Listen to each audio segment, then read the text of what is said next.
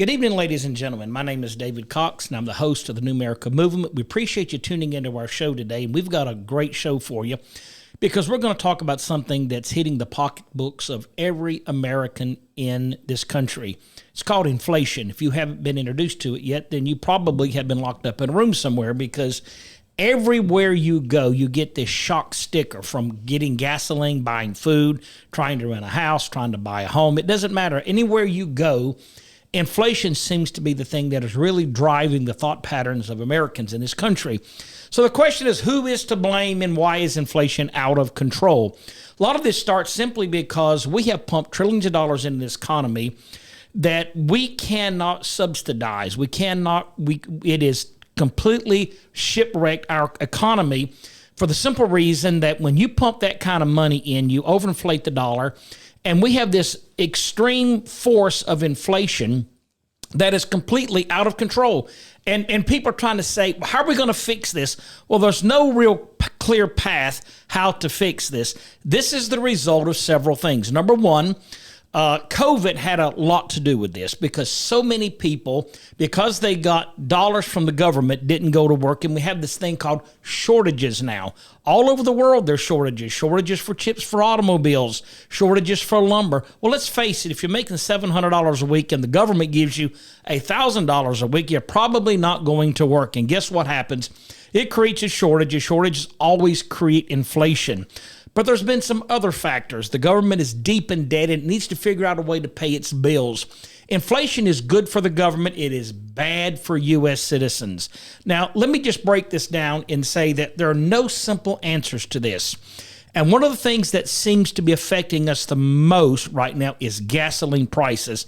They are at an all-time record. Never in the history of our country have we seen gas prices at this height.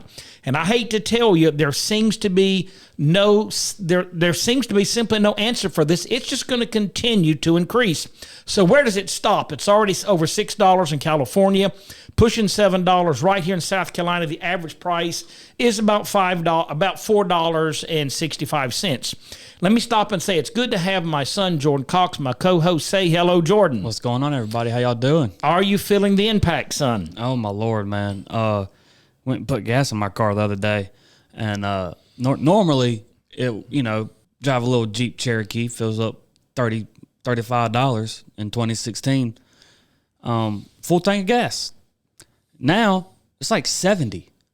Well, hey, I'll tell you, I use my American Express card when I get gasoline. And for years, it would stop at $75. It would just pump $75 and quit, and you'd have to restart it. Well, I got it the other week, and you know what? It went to $100 and stopped. Yeah. They gave me another $25 on it. Right. Now, that doesn't mean I got a limit on that, but I guess it's just for fraud protection. You get 75 stopped, then you got to put it back in and continue to fill up. But they've gone to $100 now, so it's a 25% increase that American Express and credit cards are saying you need because gas is just out of control. Well, and if you drive a truck, I drive a work truck every day. And for all of you out there driving trucks, my pain. And you drive a truck too. It's I don't know how people can do it. It's like you've had this conversation. The new 20 is like the new 50, right? So if you put $20 in gas just to go to work, go home, maybe go down the road to your buddy's house or to the gun range or to whatever, you were fine. Now you put 20 in, you can just go to work. And then you got to have somebody to put gas in you to get you back. Like it's affecting everybody. And somehow, some way, the Biden administration, and I want to get your thoughts on this, say that things are just up 8%, like 6.5% to 8%. Have you seen anything? Hold on. Have you seen anything that is just up 6 to 8%? Anything? Well, I noticed a carton of eggs were $2.75 at the store the other day, and they were normally $1.25. So they've more than doubled. I think eggs are up at 150%. I think coffee is up 50%. I mean, you could go through this list and take it for the next hour and talk about things that haven't gone up 7 or 8%, but have gone up 50 to 150 to 200%. It's a 22%, 30%. I mean, you got stuff all over the place. So the question is, inflation is killing a lot of people, but let me say it this way. People that have a little bit of money, that have really good jobs, it's not going to impact them as much. But probably 75% of the people in this country have limited budgets in how they operate their household. You know, they've got so much for groceries, so much for rent, so much for gasoline. This is killing them. Mm-hmm. I'd like to hear the opinion of some of the people in our audience that would like to respond and say, yeah, you know, I'm bringing home $1,000 a week. And inflation is not 6 and 8%. It's more like 20, 30%, because the things that affect us the most are the things that have gone up the most. Absolutely. Gasoline and food, and rent. Rents have gone up 20% this year. So the price of a home, an average home in South Carolina that sold for $150,000 is $180,000, $190,000 now, if you can even buy one. Yeah, well, I was talking to one of my buddies. They're moving out of their home to get a bigger home, got a family and everything, and they were buying a house, and he got like $15,000, $20,000 over the asking price. That's what he offered him. And me and you both know that 2 years ago, 3 years ago, that would have been sold like that. You know what I mean? Now, he got a call back from him, said, sorry, we can't take your thing, you know, blah, blah, blah. Somebody offered $100,000 over the asking price. That's not a joke. $100,000 over the asking price, because they just wanted that home that bad, and it's because they just wanted it. But who can compete with that? Well, the average person in America who is just employed is getting taken advantage of. Yeah. Now, let me say this: inflation is horrible. A little bit of inflation, 4 or 5% a year, is good, but when you get to this level, it's horrible. If you are working for a company and you're making $60,000 a year, and you have this kind of inflation, it is really, really kicking your butt now. Because just like this, the family I was talking about, they now have to live in a smaller home with a bigger family, you know, and that's just not comfortable. And I understand that comfortability may not be the prime thing here right now, because we're trying to fight through everything we can. And that's really what my buddy told me. But it's a trade-off. It is. It's a trade-off, because you want something, you can't get it. Now you got to move down to something smaller. Right. And that's what he even told me. He was like, I have no choice. I have to. But here's the thing about it. The Democrats and Biden say it's all because of the war. The gas prices are affected solely because of Russia. Now, I will say that is partially true, but remember, gas had gone up probably almost double before Biden ever came in. Well, not double, but it already increased about, well, it was at $1.80 when President Trump was in office. It went up to about $3 a gallon. So it almost doubled under Biden's administration before the war broke out. Yeah. Now it's up another $1, an average of another $1. So has Putin caused an increase in inflation? Sure, he has.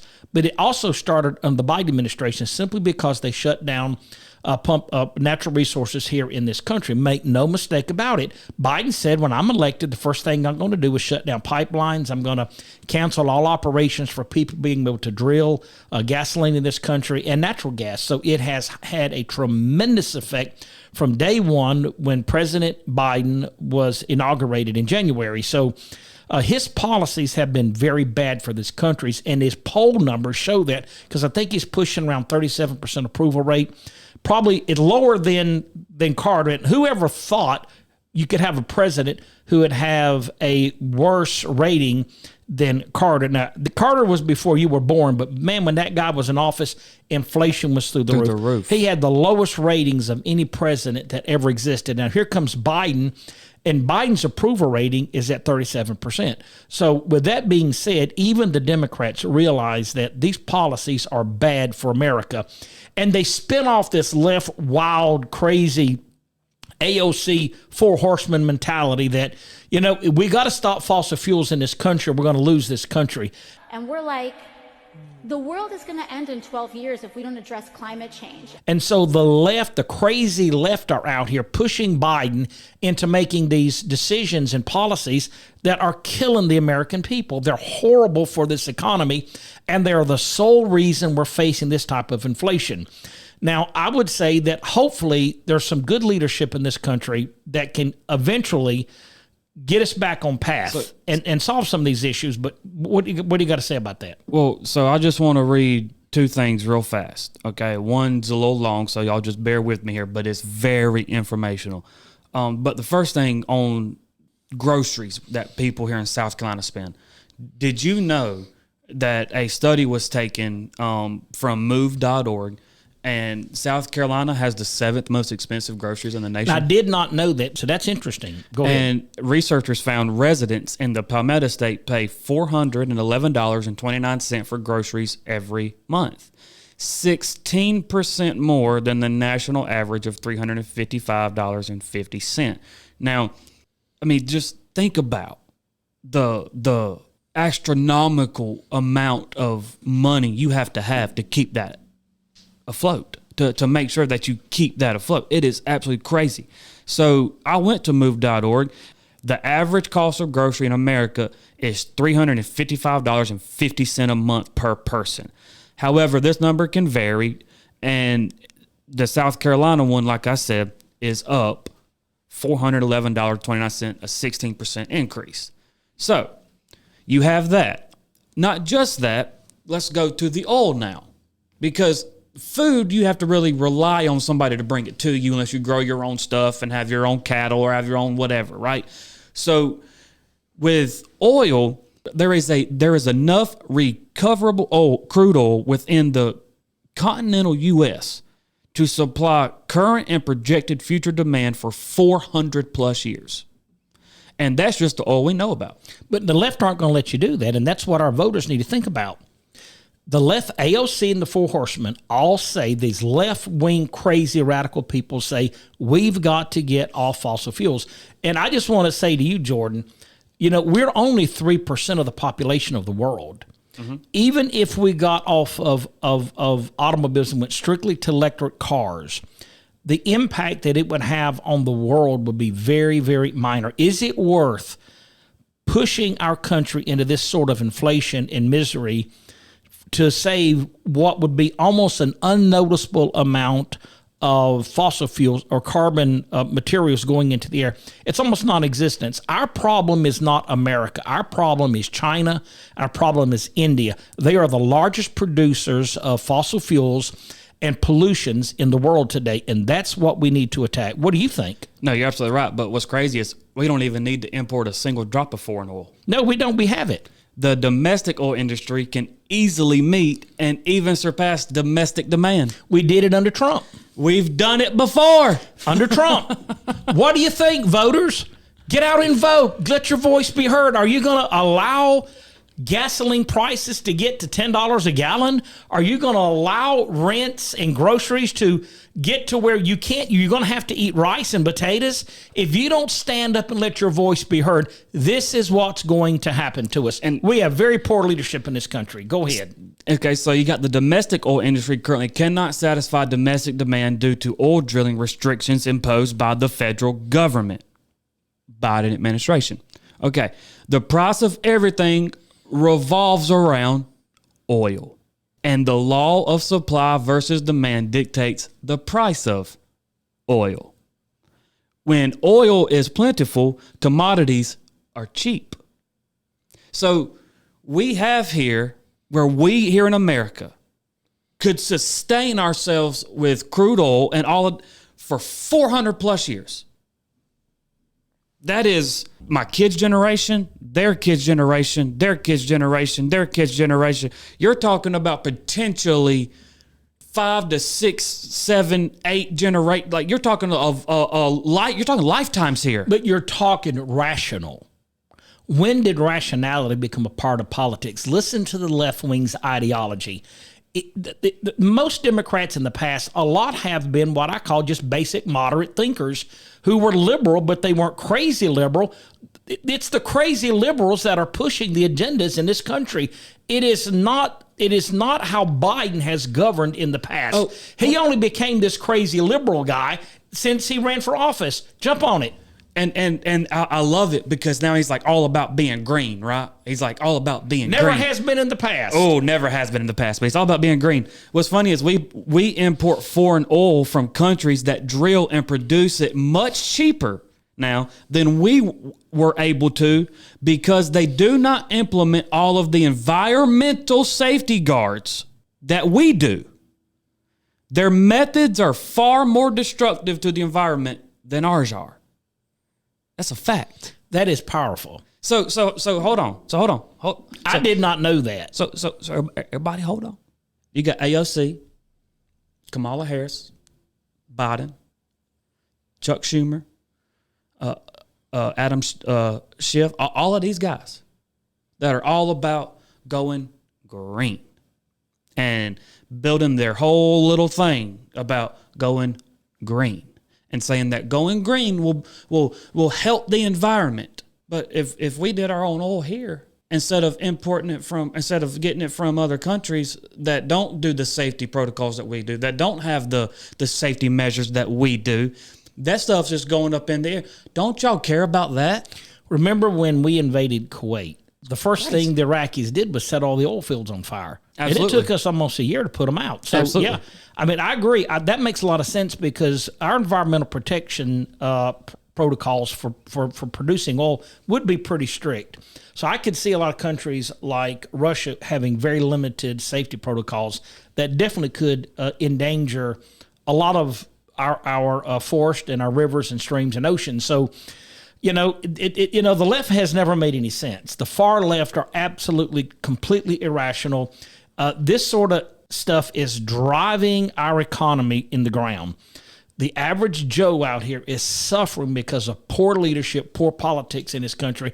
And I hope during the next election, we will remember that. It's not Russia's fault or China's fault or Iran or Bangladesh or any other country's fault that we're in this situation. I'm sorry. It's not. Did Russia play a little bit of a part in it? Yeah, but not almost $5 a gallon part in it. That's not happening. It's Joe Biden's fault. It's Joe Biden's fault. Everybody, let's just call a spade, because he is the one that was suppressing the domestic oil industry for political gain.